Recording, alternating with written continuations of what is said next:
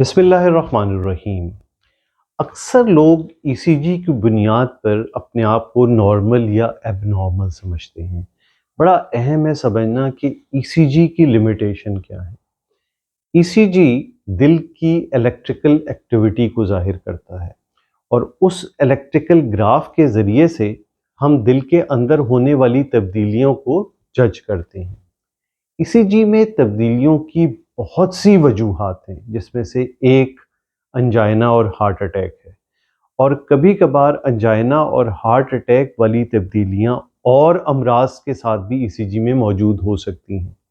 इसलिए सिर्फ ईसीजी की बुनियाद पे किसी को ये कह देना कि आपके 3 वैल्व बंद हैं या आप बिल्कुल नॉर्मल हैं या आप में इसमें कोई मसला नहीं है, ये इंतहाई जिसे कहते हैं एक सतही सोच कहलाएगी।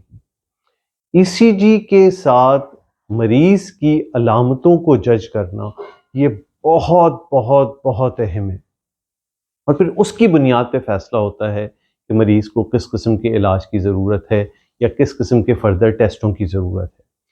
बस एक किस्म का हार्ट अटैक वो ईसीजी से पिक हो सकता है, जिसमें किसी को शदीद दर्द सीने में मौजूद हो और वो मुसलसल हो रहा हो या वक्फे वक्फे से हो रहा हो, और उसके साथ ईसीजी में कुछ वाज़ेह तब्दीलियां इस नौइयत की आ रही हों, जो एक माहिर जानता है कि अलामतों और ईसीजी के साथ ये दो चीज़ें हैं, तो फर्दर फिर किसी टेस्ट की ज़रूरत नहीं होती, और उसका मतलब ये होता है कि मरीज़ को हार्ट अटैक हो रहा है।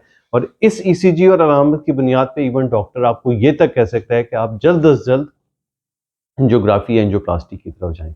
लेकिन अगर अलामतें मुबहम हों और ईसीजी की तब्दीलियां भी गैर वाज़ेह हों, तो ऐसे मरीज को फर्दर टेस्टों की वर्कअप की ज़रूरत होती है, दोनों चीज़ों की बुनियाद पे कि उसको अलामतें कितनी हैं और उसकी जजमेंट कितनी है, और फिर इस बुनियाद पे हम आगे के फैसले करते हैं कि आगे हमें क्या करना है। तो ये बहुत अहम है इस बात को समझना कि ईसीजी वाहिद टेस्ट नहीं है जिसकी बुनियाद पे बिल्कुल फौरी फैसले कर दिए जाएं।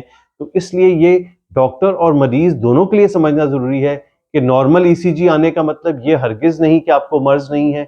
इसी तरह कुछ ईसीजी में तब्दीलियां आने का मर्ज़ मतलब ये नहीं कि आपको मर्ज़ है। शुक्रिया बहुत बहुत सुनने।